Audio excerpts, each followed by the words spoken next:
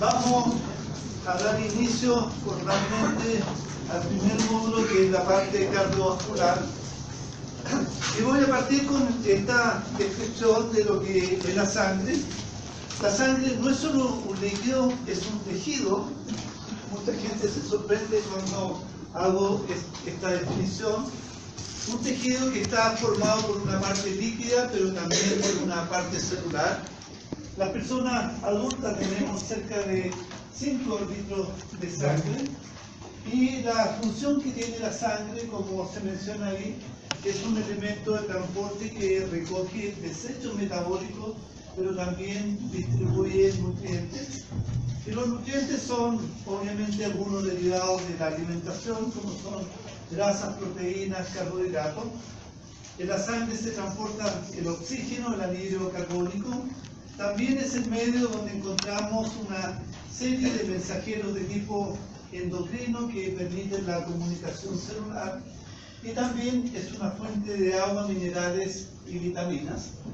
Y para que este tejido se movilice y cumpla su función, tenemos lo que llamamos el sistema circulatorio, en que encontramos dentro del sistema circulatorio, al centro, en la parte relativamente central, dirigido hacia la izquierda, un órgano conocido con el nombre de corazón.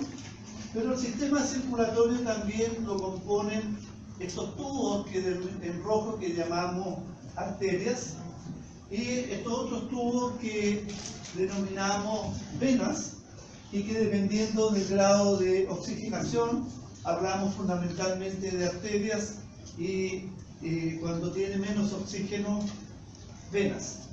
Adicionalmente tenemos, aparte de la arteria y las venas, tenemos los capilares. Y hablamos que existen dos grandes circuitos, lo que llamamos el circuito circulatorio mayor, en que tenemos al corazón y todos los otros órganos excepto al pulmón, porque precisamente el pulmón y la arteria y las venas pulmonares corresponden a lo que llamamos el circuito menor. Pero para que esto funcione, tanto el corazón como la constitución de estos tubos, tenemos elementos que permiten contraerse, que permiten que la sangre se movilice usando fundamentalmente una bomba contráctil como el corazón. El ser humano estamos constituidos de 3 tipos de tejidos.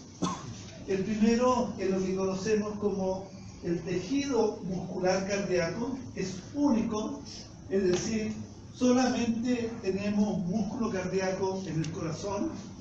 Tenemos lo que se conoce en el músculo esquelético, que permite el movimiento, y tenemos las células muscular del músculo liso, que constituye parte de algunos órganos, pero fundamentalmente las células musculares lisas, o este tejido muscular liso, también lo encontramos presente en lo que llamamos nuestras arterias. Ahora, el corazón, a lo largo de la evolución de la historia del hombre, ha tenido distintos significados. Para los Egipto, era el órgano central donde residía el alma y la vida. Para Aristóteles significaba que era el centro del hombre, y hasta hoy el corazón tiene un significado especial para algunas personas. Algunos piensan que habita el espíritu, es el centro de la vida, simboliza lo más propio del ser humano, el amor. Pero desde un punto de vista estrictamente anatómico, el corazón lo definimos como una bomba contráctil, es decir, es capaz de producir cambios mecánicos mediante la utilización de energía química. Por lo tanto, este músculo convierte la energía química presente en los alimentos en lo que llamamos energía mecánica. El corazón es uno de los órganos que más tempranamente se desarrolla en los seres vivos. Y esto parte de lo que llamamos el mesodermo. Y el mesodermo, en las primeras etapas de nuestra existencia, se separa lo que llamamos el first y el second field, en inglés el primero o segundo campo.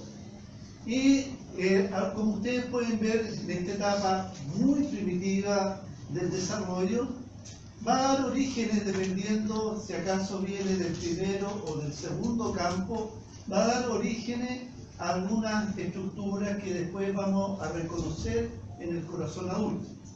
Por ejemplo, lo que llamamos aurícula y el ventrículo izquierdo va a provenir de esto lo que llamamos el first field. En cambio, lo que llamamos otra parte de la aurícula, lo que es el ventrículo derecho, va a provenir de lo que llamamos el segundo field.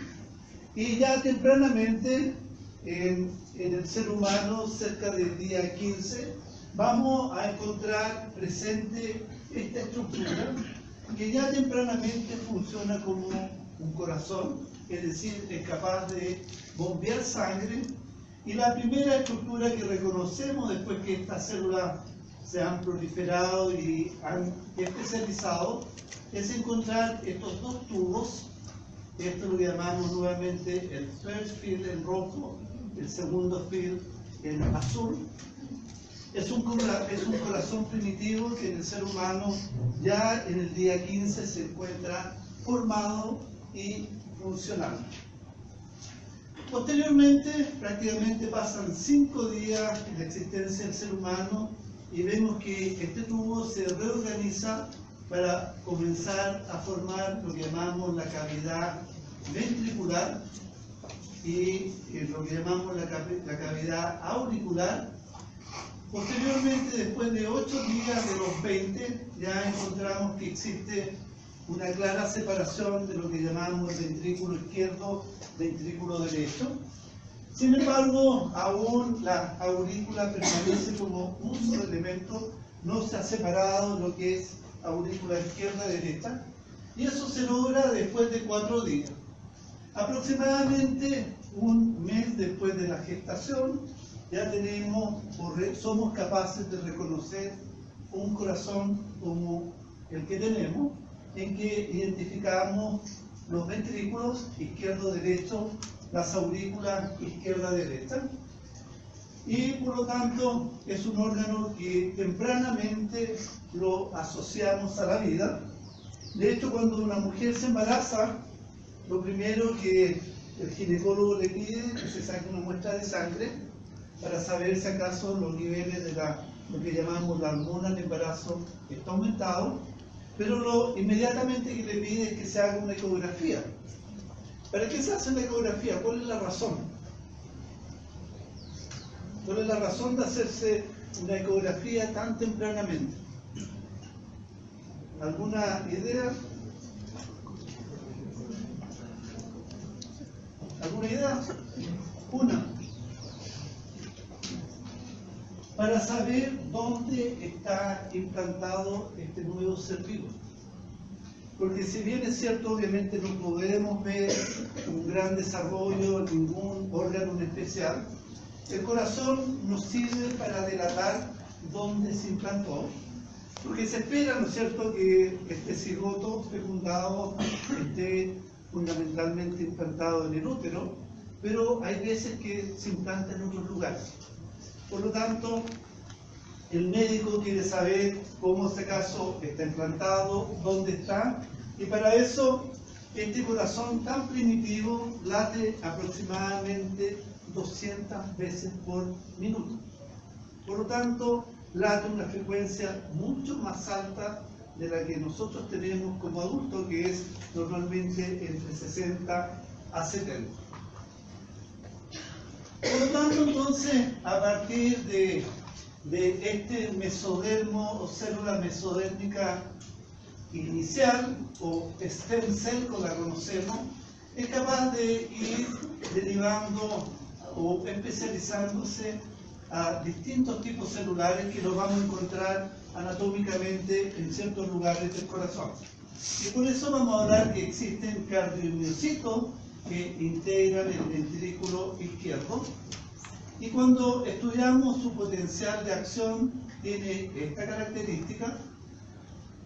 También esta célula da origen a lo que llamamos los cardiomiocitos que forman las aurículas, que son diferentes a los del ventrículo izquierdo. Y uno también lo puede darse cuenta por el perfil que tiene su potencial de acción.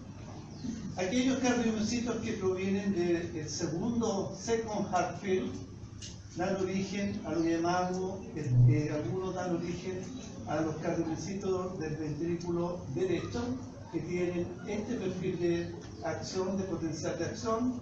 Y también aquí, muy importante, existe un grupo de cardiomiocitos que son parte del sistema que llamamos éxito conductor o de los sistemas marcapasos, en que tienen formas diferentes, pero fíjense el potencial de acción que tienen. Por lo tanto, tenemos fundamentalmente en el corazón células que llamamos cardiomiocitos, que son los que le confieren la propiedad al corazón de contraerse.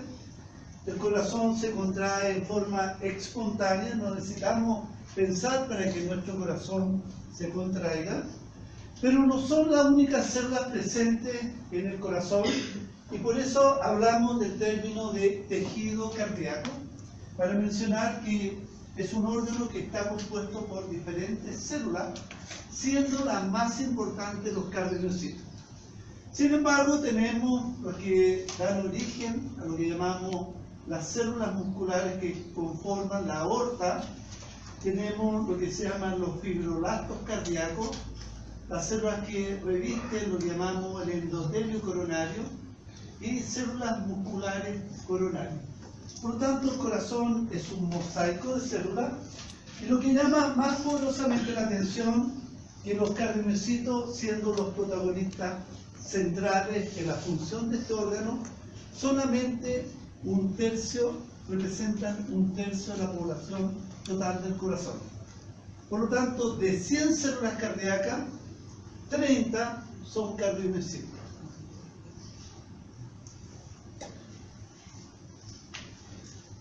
Cuando hacemos un corte de un corazón adulto, bueno, podemos primero darnos cuenta, contar este número de células, de 100 células, identificar que 30 son cardiomiocitos, pero también identificar que estas células que se conocen con el nombre de fibroblastos cardíacos, hay muchas que son muy pequeñas y dan cuenta aproximadamente cerca del 60% de las células totales del corazón.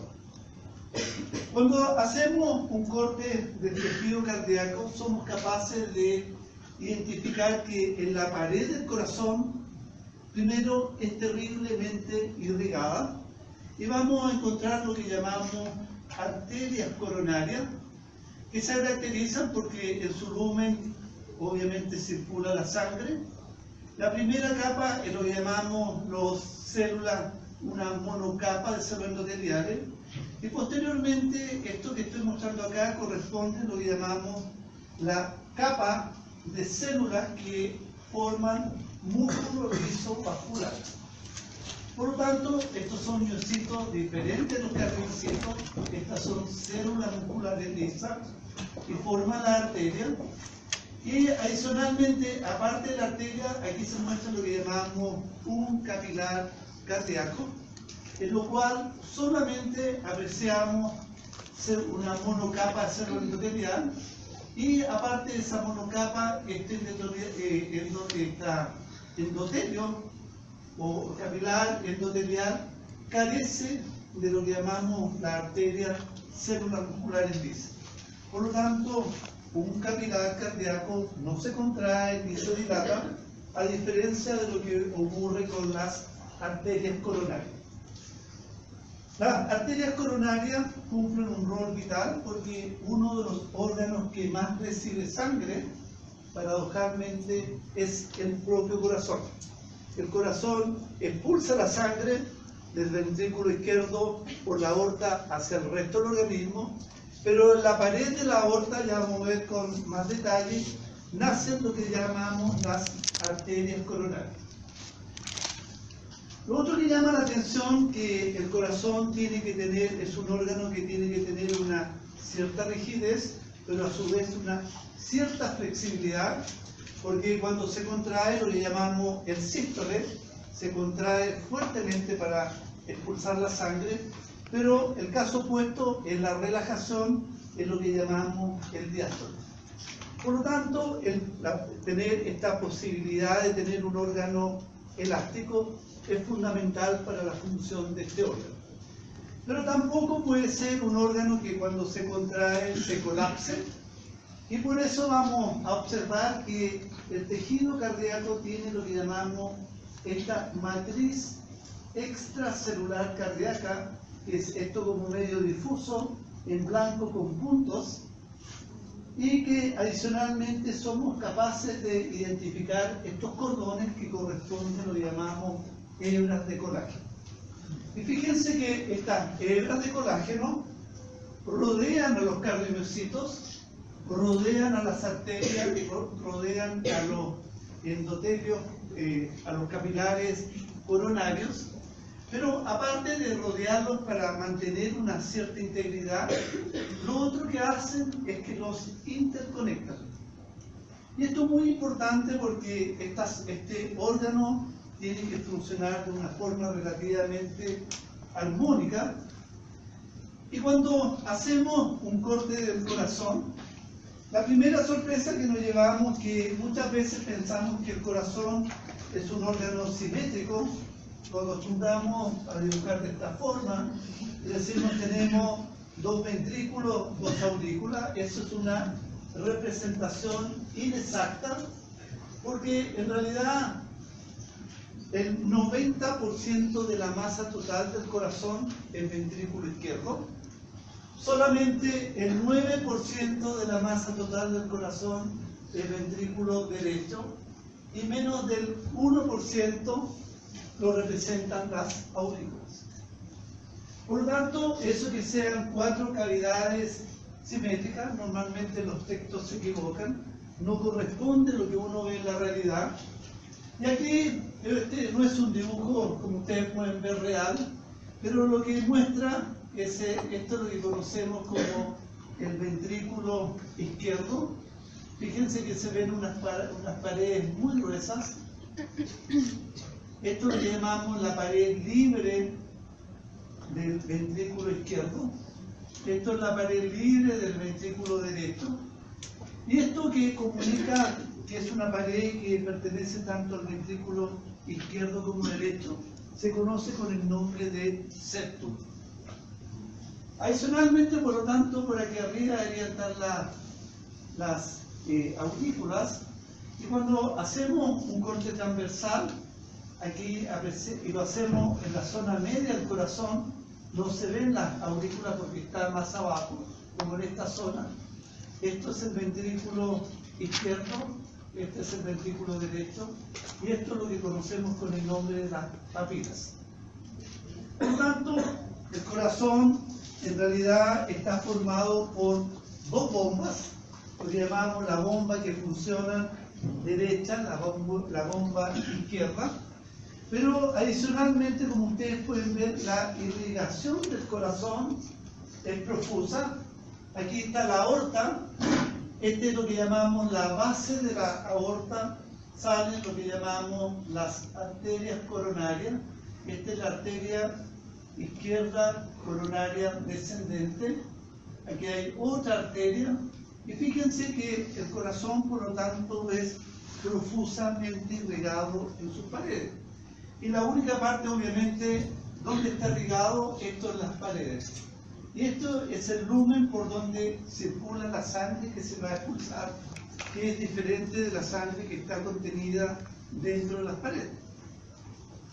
Por lo tanto, esto tiene enorme importancia porque vamos a ver que hay patologías como la angina de pecho, el infarto al corazón o del corazón, que va a tener relación precisamente con alteraciones en el flujo sanguíneo que ocurre, que irriga al corazón, y que va a explicar de que por qué una persona sufre angina de pecho o por qué sufre un infarto. Por lo tanto, ahora si hacemos acá una magnificación de esta zona, aquí tenemos nuevamente la pared y tenemos distintas zonas que llamamos al corazón,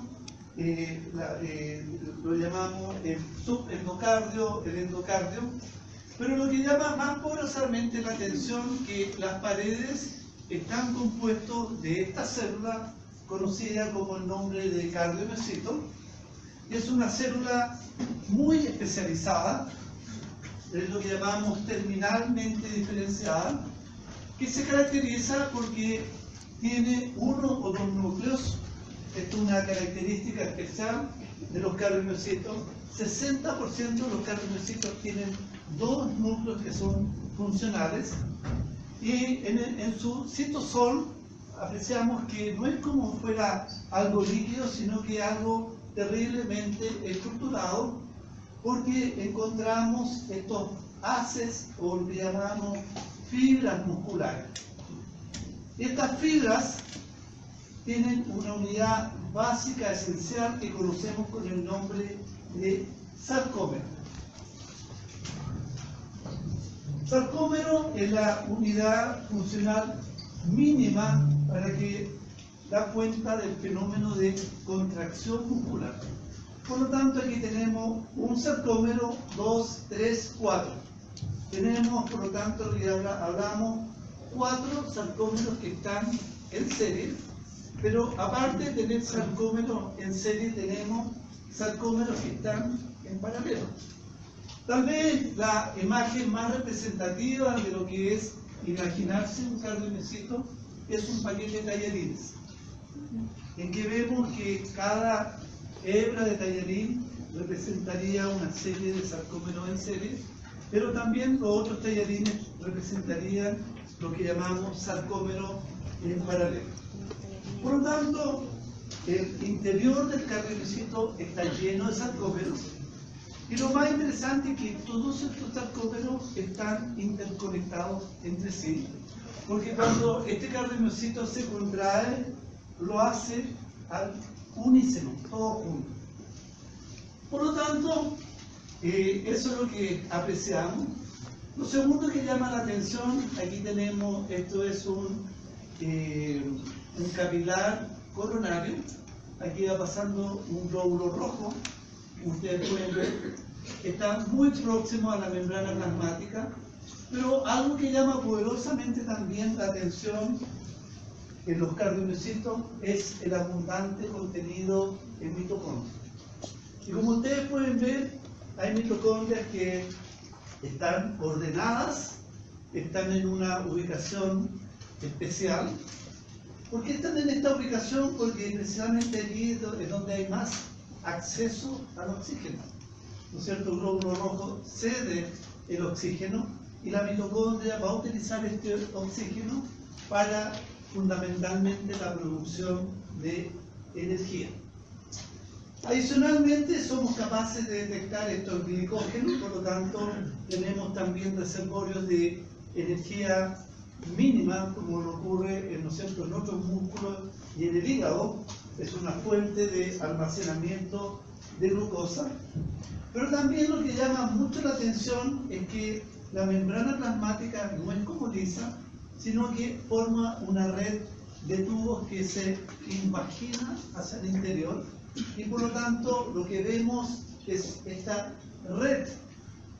Todo esto es membrana plasmática que se invagina hacia el interior de la célula, y por lo tanto la superficie de contacto que tiene el cardiomiocito con el exterior es mucho más grande a través de esta red de canalículos, y eso explica que cambios en la composición iónica extracelular rápidamente tienen impacto en la fisiología, el funcionamiento, sobre todo de los sarcómeros, y hablamos que existe un proceso de éxito-contracción, cambio iónico en el medio externo, sodio, potasio, calcio, se transmiten rápidamente a todo el interior del cardiomiocito por esta red de verdaderos canalitos. Por lo tanto, esta es una célula súper especializada, se parece, por ejemplo, a la neurona, y en la evolución, cuando algo se especializa, se paga un precio muy grande. ¿Cuál es? ¿Qué tiene las neuronas en general que ese precio que pagan por ser tan especializadas? No pueden proliferar. Por lo tanto, algo que ocurre con nuestros cardiomiocitos, que se reproducen en la etapa fetal, pero prácticamente 1 o 2 semanas que después nacemos, estos cardiomiocitos prácticamente cesan de proliferar por todo el resto de nuestra existencia. Por lo tanto, primera conclusión, los cardiomiocitos son células básicas en el proceso de contracción, no son las mayoritarias en el corazón, solo el 30%, y lo otro es que presentan una capacidad, una restricción evolutiva que dejan de proliferar después del nacimiento. Por lo tanto, ¿cuál es la conclusión que tenemos que desde que somos jóvenes hasta que somos viejos hacer con nuestros cardiomiocitos? La palabra es, se la voy a escribir para que la lean.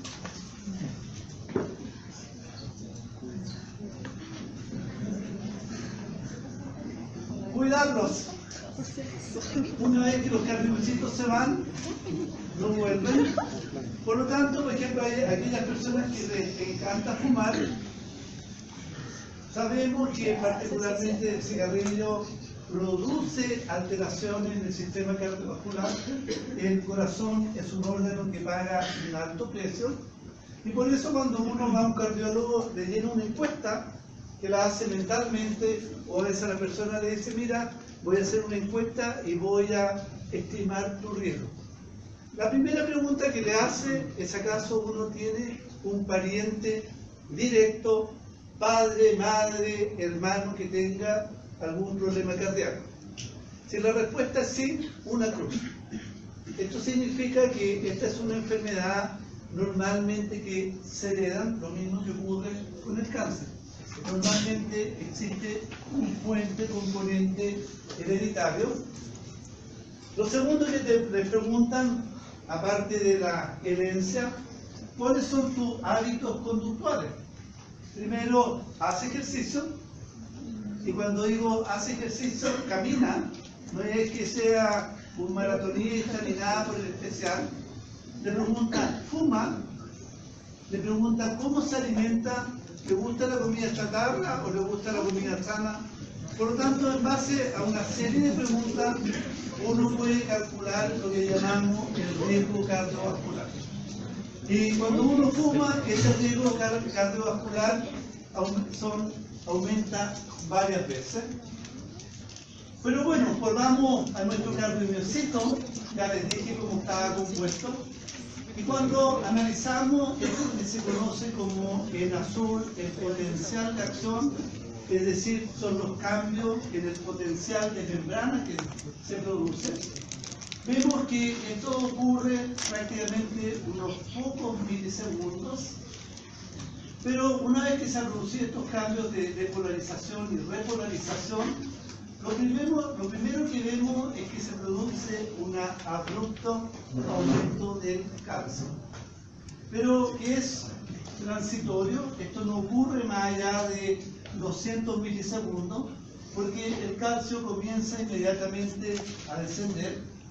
Pero lo que observamos en el cardiomiocito a continuación es que se produce lo que llamamos una contracción, pero es una contracción transitoria porque comienza después el proceso de relajación, y todo esto ocurre prácticamente en menos de 600 milisegundos.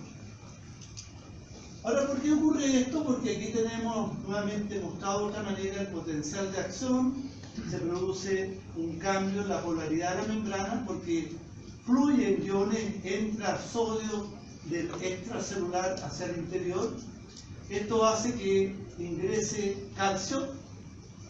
Y el cardiomiocito, aparte de, como le explicaba, estos canalículos, tiene lo que llamamos los túbulos T, que son como esas protrusiones de la membrana plasmática hacia el interior de la célula. Y en esta zona, de estos como verdaderas imaginaciones, tenemos lo que se conocen con el nombre de canales de calcio, que son sensibles a los cambios de polaridad de la membrana plasmática. Por lo tanto, cuando se depolariza la membrana plasmática, lo que hace es que ingresa calcio del extracelular hacia el interior del cardiomiocito por estas entidades que están destacadas en roja, que se conocen con el nombre de canales de calcio. Sin embargo, entra una cantidad mínima de calcio, y es mínima porque la función que tiene es que ese calcio entre y active a lo que llamamos los canales de reanodina, que unen calcio y que permiten que fluya calcio ahora desde el retículo sarcoplásmico hacia el citosol. Ese calcio que sale del retículo sarcoplásmico va a unirse a un complejo que da cuenta de la contracción, que es la actina-miosina, pero que se encuentra inhibido por la presencia de una proteína que conocemos con el nombre de troponina. Por lo tanto, lo que hace el calcio se une a la troponina y libera este freno, y por lo tanto se puede producir lo que llamamos contracción.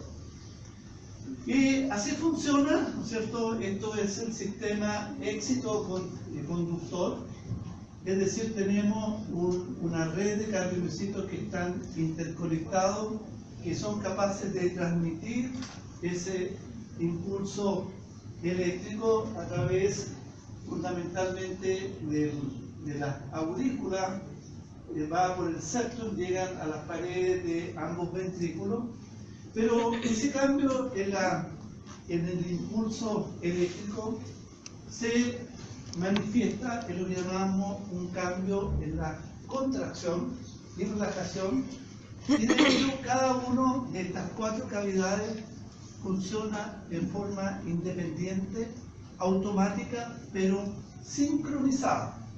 Por lo tanto, esto requiere una sincronización y un trabajo muy fino entre los cardiomiocitos, entre cada cámara, porque adicionalmente aquí tenemos válvulas que son capaces de abrirse o cerrarse, y todo esto lo hacemos sin que nosotros ni siquiera tengamos que pensar. Ocurre en forma automática mientras estemos despiertos, durmiendo, y por eso hablamos que el corazón nos acompaña desde el inicio de nuestra vida hasta el fin de nuestra existencia. Muchas veces decimos la persona murió porque su corazón se detuvo. En realidad eso es incorrecto, porque uno muere cuando pierde, ¿no es cierto?, las funciones cerebrales, pero hoy en día podemos mantener un corazón artificial, digamos, que sustenta la vida de ese individuo. Por lo tanto, todo esto requiere una organización estructural increíble, ¿no es cierto?, para que funcione. Aquí nuevamente vemos la pared, aquí vemos los cardiomiocitos, y lo más importante que nosotros al final del día, cuando contamos estas 30 células y vemos cuántos sarcómeros por célula tienen, podemos estimar que cualquiera de nosotros tiene un número determinado de sarcómeros. Y ese número de sarcómeros es directamente proporcional a la función contráctil. ¿Qué ocurrirá cuando, por ejemplo, tenemos un infarto y un número de cardiomiocitos desaparece? Lo que desaparecen, aparte de los cardiomiocitos, lo más importante son los sarcómeros que están contenidos en esos cardiomiocitos. Por lo tanto, dependiendo de donde sea la zona del infarto, donde mueran esos cardiomiocitos, hay algunas personas que van a vivir y otras personas que van a fallecer. Normalmente un infarto es mucho más grave en una persona joven que una persona vieja. Normalmente una persona vieja que le da un infarto tiene mucho más probabilidades de vivir que una persona joven, y eso ya vamos a ver por qué. Pero lo relevante es que cuando mueren células cardiomiocitos, desaparecen ese número de sarcómeros. Y por lo tanto la pregunta, ¿esa persona o muere o se adapta para vivir? ¿Y cómo se podría adaptar este corazón, siendo que ya sabemos que no podemos, digamos, hacer proliferar a los cardiovasculares? ¿Qué mecanismo compensatorio a ustedes se les ocurriría que el corazón desarrolló para poder seguir haciendo esa función? De los que quedan, lo que hace es que aumentan de tamaño. Y aumentan de tamaño para en el fondo albergar más sarcómeros. Por lo tanto, los que desaparecieron, digamos, se sintetizan nuevos en las células que quedaron, y esto tiene una consecuencia que la célula aumenta de volumen. Y ese fenómeno lo conocemos con el nombre de hipertrofia cardíaca.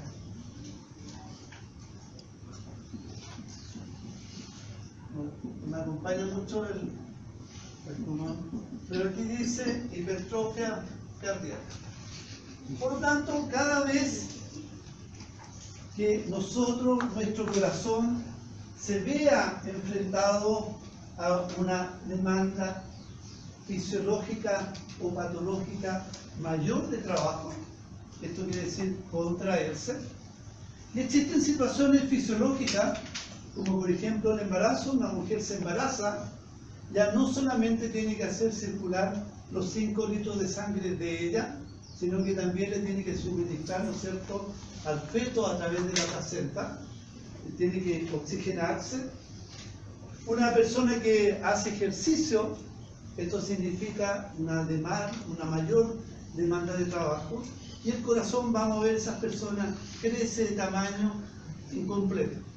Ahora, ¿cómo nos damos cuenta que crece? Porque podemos tomar una radiografía del pulmón, podemos hacer un ecocardiograma, lo mismo que se hace en la embarazada, uno se lo hace acá, y uno va a comprobar que existen personas que tienen corazón grande, porque fisiológicamente son embarazadas, hacen deporte, pero existe otra hipertrofia que le conocemos con el nombre de patológica, para diferenciarla de la fisiológica, en que el corazón también se agranda, y se agranda fundamentalmente por problemas de la hipertensión.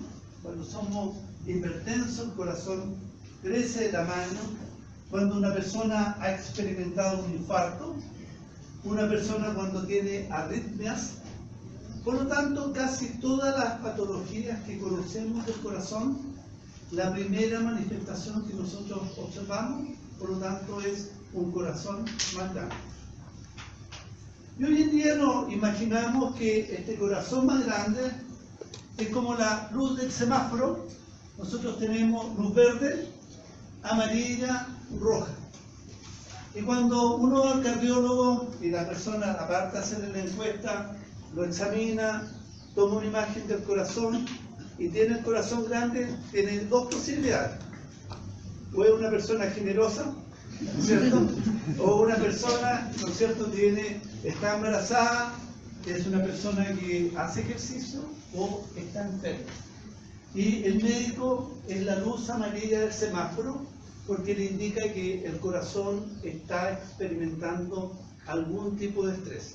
Obviamente, si la mujer está embarazada, es obvio. Si ve un tipo, ¿no es cierto?, con una tremenda musculatura y dice, bueno, es un deportista de alto rendimiento. Pero cuando no detecta que tiene ninguna de estas alteraciones, lo primero tiene que ser qué está estresando a este corazón. ¿Ah? Bueno, hay otras causas, pero estamos hablando de patología, ¿no es cierto? Entonces, este corazón, por lo tanto, tiene que averiguar qué es lo que lo estresa, qué es lo que lo hace agrandar, porque es un signo precursor de algo mayor. Normalmente, cuando la persona no identifica que por qué crece, esta enfermedad va a seguir progresando y va a llegar a la etapa final que se conoce con el nombre de insuficiencia cardíaca. Bueno, entonces, esto ya lo vimos, vamos a saltar. Esto ya se lo había mostrado una vez, me parece. Esto es un cardiomiocito aislado. Bueno, aparte, esto me gusta hablar y me encanta porque es mi línea de investigación, la parte cardiovascular. Nosotros trabajamos en todo el sistema cardiovascular y en particular en el corazón. Eso es lo que trabajamos nosotros en el quinto piso. Nosotros podemos tomar un corazón, lo podemos desarmar completamente, podemos aislar los cardiomiocitos, podemos aislar los fibroblastos, las células endoteliales, todo desarmarlo. Y en esto nos demoramos prácticamente un día de trabajo, porque como obviamente los cardiomiocitos no proliferan, a diferencia de otros estudios, nosotros no podemos utilizar lo que se llaman líneas celulares. Por lo tanto, lo tenemos que aislar, lo que llamamos un organismo vivo, y para eso lo aislamos fundamentalmente de ratas, ratones u otros seres vivos. Y en esto nos demoramos prácticamente, comenzamos la mañana cerca de las 8 y cerca alrededor de las 6 de la tarde ya tenemos los cardiomiocitos aislados, los tenemos en una placa de cultivo. Y es fascinante porque ustedes van a empezar a ver que se comienzan a contraer. Y al día siguiente, en la mañana, lo más fascinante es que se unen y se contraen todo al mismo tiempo. Por lo tanto, es como que tenemos un corazón en una placa de cultivo. Y en eso nosotros podemos mantener estas células, dependiendo a veces 2, 3 días, una semana. Y lo que tratamos de investigar es cómo funcionan estos cardiomiocitos, cómo nos vamos hacia el interior de estos cardiomiocitos, estudiamos los distintos organelos, sus sistemas de comunicación y sobre todo lo que nos interesa es qué ocurre en determinadas enfermedades que explican de que, por ejemplo, por qué mueren o por qué se produce la arritmia, por qué se produce la hipertrofia cardíaca, y esa es la línea de investigación que hacemos. Pero como los cardiomiocitos se contraen, lo que se muestra acá es que estos cardiomiocitos se han cargado con lo que llamamos un sensor que revela los cambios en la concentración de calcio. Y este es un cardiomiocito que se le agregó catecolaminas, y por lo tanto lo que uno puede ver es que las catecolaminas, como vimos en el primer curso, aumenta la concentración de calcio, y aparte de aumentar, ustedes pueden ver la frecuencia del calcio, también uno puede ver un aumento en la contracción de estos cardiomiocitos. Entonces, esto es lo que nos ocurre a diario cuando nosotros nos aumentan las catecolaminas. Nuestro corazón aumenta la frecuencia cardíaca, en lo que llamamos cronotropismo, y aumenta la fuerza contráctil, en lo que llamamos inotropismo. Y esto se debe simplemente porque la acción de las catecolaminas sobre el aumento de los niveles de calcio. Ahora, la otra cosa que llama la atención, el corazón late aproximadamente 100.000 veces al día. Y lo otro que llama sorprendentemente la atención es que cuando nosotros tomamos, hacemos una estimación de la producción diaria de ATP, aproximadamente se produce en el corazón entre 6 a 7 kilos de ATP al día. Eso es una persona normal como todos nosotros. Ahora la pregunta, bueno, pero ¿y por qué yo no cambio de peso? El peso en la mañana y en la tarde estoy pesando lo mismo. Esto se debe porque el ATP se produce, pero inmediatamente se utiliza. De hecho, hay estimaciones que nuestro contenido de ATP en un momento dado solamente alcanza para que aproximadamente nuestro corazón pueda latir 10 veces. Por lo tanto, no tenemos una reserva inmensa de ATP, es muy exigua, y por lo tanto significa que hay que estar produciéndolo en cantidades siderales. Y la pregunta, ¿cómo se produce? ¿Quién lo hace? Yo ya se lo mostré. ¿Quién hace esa enorme cantidad de ATP? Estas centrales nucleares que tenemos al interior de las células que se conocen con el nombre de mitocondrias. Por lo tanto, sí, algo que llama poderosamente la atención es la gran cantidad de mitocondrias que tienen los cardiocitos. Y eso también es un área de investigación que tenemos en nuestro laboratorio sumamente intensa, porque cualquier alteración que ocurra en una mitocondria va a comprometer indudablemente la función de este órgano. Pero por eso, por lo tanto, gran parte, 70% de la ATP se usa para el acortamiento de la fibra, es decir, la contracción misma, y aproximadamente cerca del otro 30% se usa para restablecer el equilibrio iónico, es decir, cuando entra sodio, entra calcio, hay que sacar el calcio fuera de la célula, y para eso necesitamos bombas, porque se hace contra el gradiente de concentración. Por lo tanto, hay que emplear energía. Por eso requerimos tanto ATP. Por lo tanto, la conclusión, el corazón es un órgano de una alta demanda energética. ¿Y de dónde viene esa energía? Viene fundamentalmente de los ácidos grasos circulantes. 60% del ATP viene de ácidos grasos, 40% de la glucosa. Ese es un corazón normal. Basta que el corazón se estrese para que esta proporción se invierta y nos hagamos más dependientes de glucosa que de ácido graso. Por lo tanto, ya les he contado algunos secretos del corazón, de cómo está constituido, de los cardiomiocitos, y es hora que entremos a cómo se regula el funcionamiento del sistema cardiovascular, y tenemos dos grandes brazos. Uno que llamamos el sistema renina-angiotensina, y tenemos lo que llamamos el sistema adrenérgico o integrado por catecolaminas. Veamos el adrenérgico. Esto es un sistema que llamamos de tipo neuroendocrino, porque la señal primero viene del cerebro, inervan los nervios, lo que llamamos la médula adrenal. Se produce descarga de adrenalina, noradrenalina, son lo que llamamos las catecolaminas, salen a la circulación y en breve tiempo producen cambios muy profundos en nuestro organismo. En el corazón aumenta la capacidad contráctil, aumenta la frecuencia cardíaca. A nivel periférico se produce lo que llamamos vasoconstricción, y en nuestros pulmones se produce lo que llamamos broncodilatación. Por lo tanto, este es el sistema adrenérgico, que lo usamos bajo situaciones de emergencia, porque normalmente el corazón, el sistema que prima es lo que llamamos el sistema parasimpático.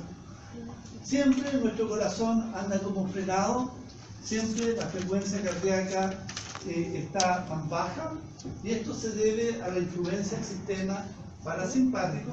Y cuando nosotros necesitamos cambiar la frecuencia o la vasoconstricción, hacemos uso del sistema de tipo adrenérgico, y normalmente lo usamos en situaciones digamos, agudas, no crónicas. Y esto podemos darnos cuenta que la adrenalina, la noradrenalina, actúan sobre lo que llamamos receptores acoplados a proteína G. Hablábamos de los alfa, beta adrenérgicos. Estudiamos en el primer curso con mucha profundidad, ¿no es cierto?, que estos receptores están acoplados a proteína G. Dependiendo de cuál es el receptor, podríamos hablar de la GS, GQ. En algunos casos, cuando era GS, se producían cambios en los niveles de AMP cíclico, aumentaba. Cuando era GQ, se producían cambios en los niveles de calcio.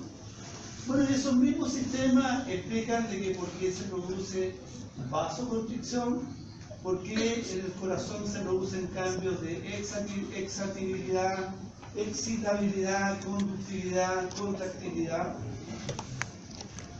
Y esto ocurre molecularmente, como ya les explicaba. Al final del día se activan estos receptores, aumentaba el AMP cíclico, se activaba la proteína quinasa A, y la proteína quinasa A era una quinasa que introducía grupos fosfato en la proteína plasma.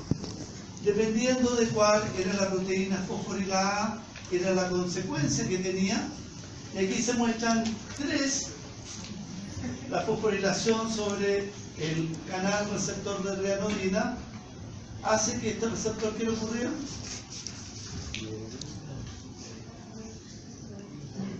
Se favorecía su funcionamiento, por lo tanto, la fosforilación hace que este receptor haga que se libere más calcio. Y es lo mismo que ocurría sobre los canales de tipo L. Por lo tanto, la PKA actúa sobre los canales de tipo L, la fosforilación permite que entre más calcio, la fosforilación de adrenalina permite que salga más calcio, y por lo tanto existían una serie de eventos moleculares que hoy en día los podemos entender fácilmente por el conocimiento que ustedes ya tienen del primer curso. El segundo sistema es lo que conocemos como el sistema renina-angiotensina. Esto también ya lo vimos parte en el primer curso. Este es un sistema esto es un péptido generado ¿dónde? El angiotensinógeno. En el hígado es un péptido de 28 aminoácidos que es cortado a la angiotensina 1, un péptido de 10 aminoácidos por acción de esta proteasa conocida con el nombre de renina, que ¿de dónde viene? Del riñón. Del riñón, de ahí viene de renal, de renina, y genera este péptido de 10 aminoácidos, que está aquí la estructura, que es inactivo. Para que se genere el péptido biológicamente activo, la angiotensina 2, que está acá, y la única diferencia es que tiene 2 aminoácidos menos, tiene que actuar otra proteasa, en este caso conocida con el nombre de enzima convertidora de angiotensina. Y se produce angiotensina 2 por unos pocos segundos o minutos, y en esos pocos segundos o minutos actúa sobre receptores acoplados a proteína G, y el más importante es el receptor AT1, que es un receptor acoplado a proteína G y que la proteína G que utiliza es la GQ. Pero rápidamente, cuando termina la acción, la angiotensina 2 se hidroliza a una serie de péptidos que carecen de actividad biológica. Aquí se muestra que la generación de angiotensina 2 tiene distintos efectos. Por ejemplo, tiene efectos en los vasos sanguíneos y se promueve la vasoconstricción. La glándula adrenal produce la liberación de aldosterona, produce reabsorción de sodio en los túbulos.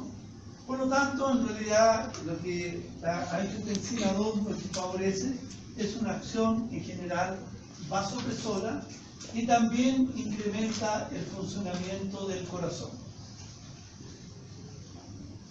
Y por lo tanto, lo que les acabo de presentar es lo que conocemos como el sistema renina-angiotensina de tipo sistémico, en que el angiotensinógeno proviene del hígado, la renina viene del riñón,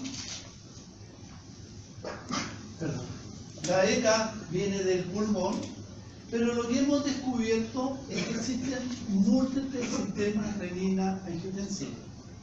Existe uno en el cerebro, existe uno en el ojo, existe uno en el corazón, existe en el riñón, en las paredes de los vasos.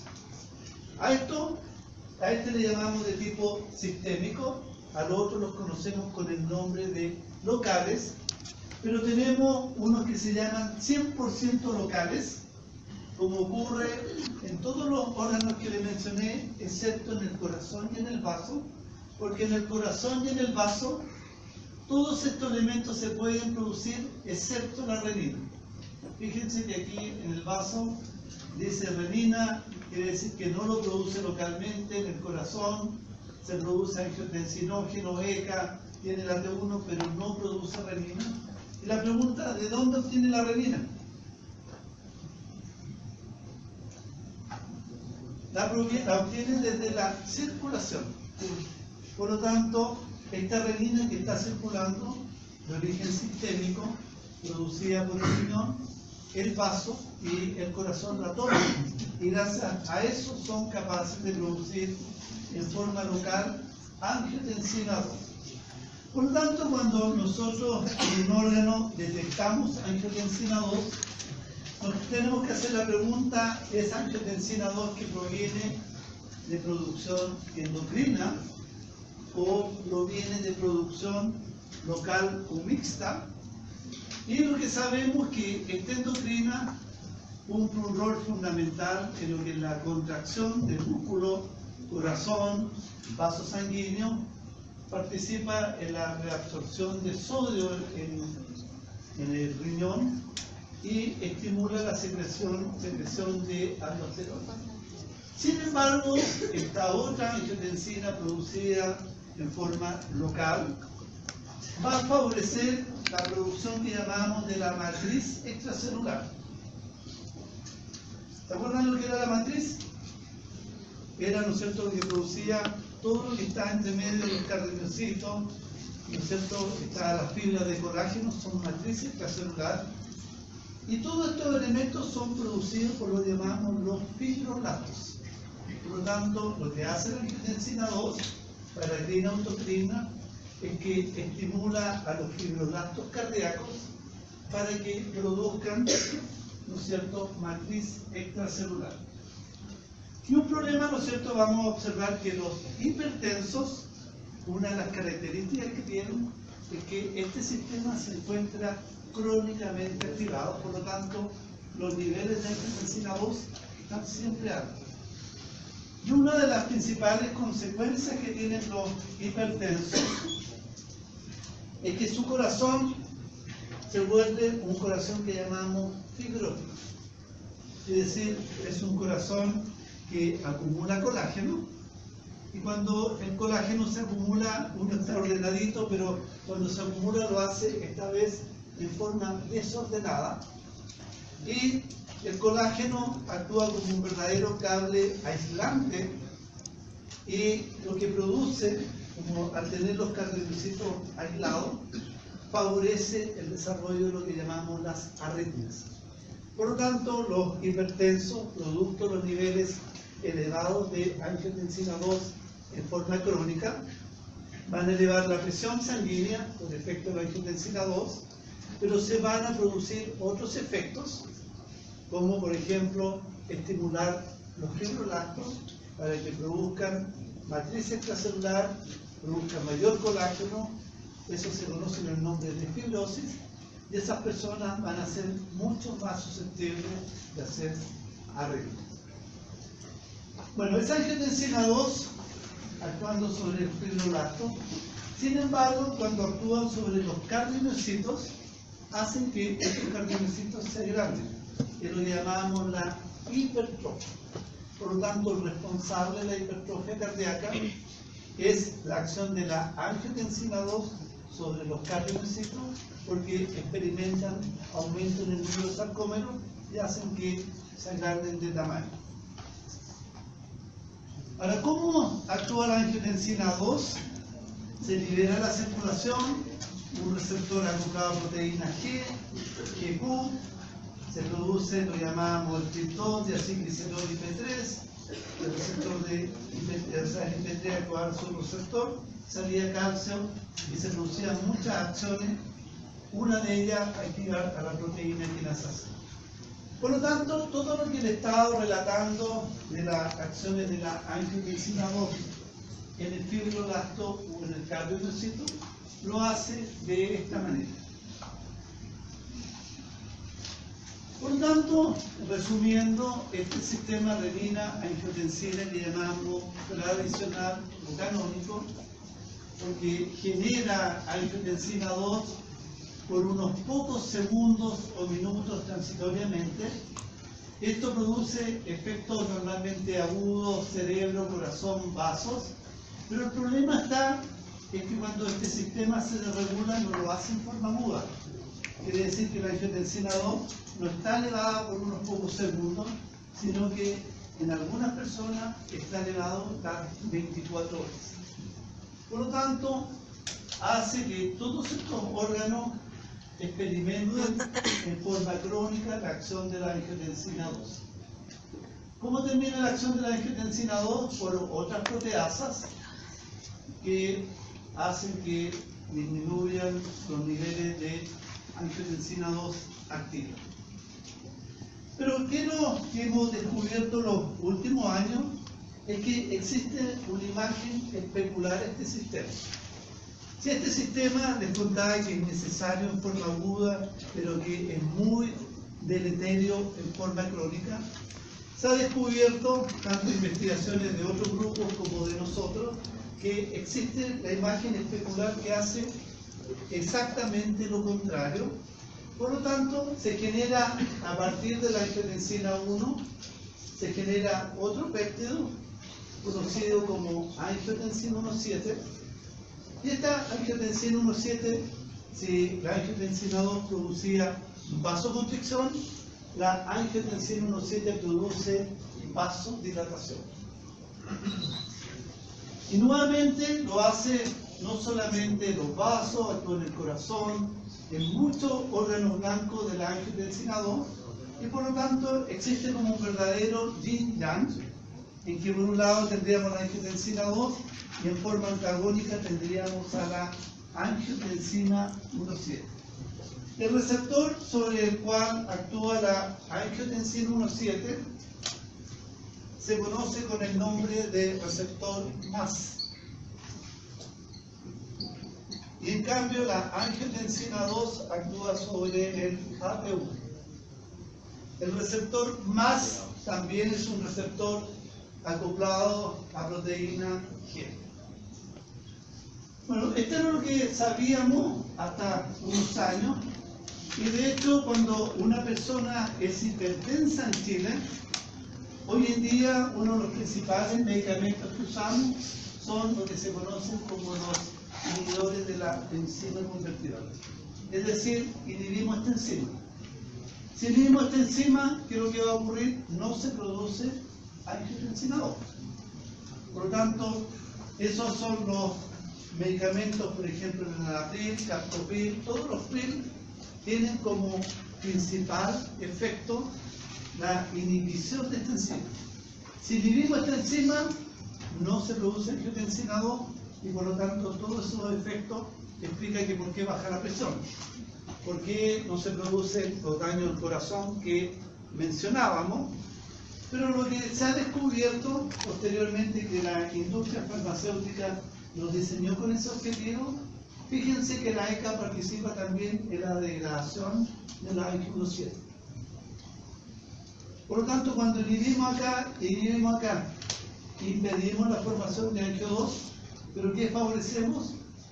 La acumulación de la ANGI-1,7 que tiene propiedades contrarias al ANGIO2 vasodilatador. ¿Se entiende muy rápido? ¿Se entiende? Bueno, eso es lo que sabíamos hasta hace un tiempo. Y nuestro grupo de investigación, en colaboración con un equipo de la Universidad Católica, descubrimos un péptido que está arriba de la ANGI-1,7, conocido con el nombre de angiotensina 1,9. Y se pensaba originalmente que era un precursor de la ANGI-1,7, pero en realidad tanto nosotros como grupo de investigación hemos descubierto que es una sustancia que se parece a la ANGI-1,7 en sus propiedades y que en realidad son dos elementos que le hacen el contrapeso a la angiotensina 2. De hecho, tenemos incluso una patente en que describimos que esta es una nueva familia, probablemente de blanco molecular para el tratamiento de problemas cardiovasculares en el futuro. Y hoy en día lo que estamos investigando, qué es lo que hace la ANGI-1,9, cómo actúa, cuáles son los mecanismos, como incluso explorar blancos farmacéuticos. Entonces me interesa que quede en sus cabezas que normalmente tenemos dos sistemas reguladores. Tenemos el sistema adrenérgico, el sistema renina-angiotensina. Están diseñados para controlar en forma aguda, pero el gran problema que tenemos es cuando estos sistemas se desregulan y se sobreactivan en forma crónica. Y vamos a ver que en todas las patologías cardiovasculares vamos a tener uno de ellos o ambos sobreactivados. Y por eso es muy frecuente que ustedes tienen un familiar que va a tomar distintos medicamentos para el control de una patología cardiovascular. Por ejemplo, personas que son hipertensas toman, por ejemplo, atenolol para bloquear, por ejemplo, el efecto de las catecolaminas, y van a tomar, por ejemplo, inhibidores de la enzima convertidora para impedir la producción de angio-2, o van a usar losartán para un antagonista a los receptores AT1 para bloquear. Por lo tanto, se usan varias combinaciones de fármacos y esto es ensayo y error. Todas las enfermedades cardiovasculares son incurables, son lo que llamamos enfermedades crónicas, que son de lenta progresión. Normalmente una enfermedad cardiovascular se comienza a desarrollar a la edad de ustedes. Por eso no hay que fumar, hay que alimentarse bien, porque se van a demorar 10, 20 o 30 años en que experimenten los primeros signos o síntomas. Y por eso hablamos que normalmente los hombres cerca de los 40, 50 años se produce lo que llamamos un quiebre cardiovascular. Muchas personas descubren que son hipertensas, que tienen aterosclerosis. Y en el caso de la mujer ocurre lo mismo, pero separado como por 5 o 10 años de diferencia. Y además hay que contratar algo, hay más viuda o viudo. ¿Ah? Hay más viuda, uno va a una unidad coronaria y lo que sorprende es de cada 10 enfermos, 6 son hombres y 4 son mujeres. Por lo tanto, de estas enfermedades cardiovasculares lo que vamos a observar, esto termina las horas. A todos se me pasa la hora. ¿Pero cuánto queda? A la 1. ¿Ah? Hasta la 1. Hasta la 1. Hagamos 5 minutos de descanso.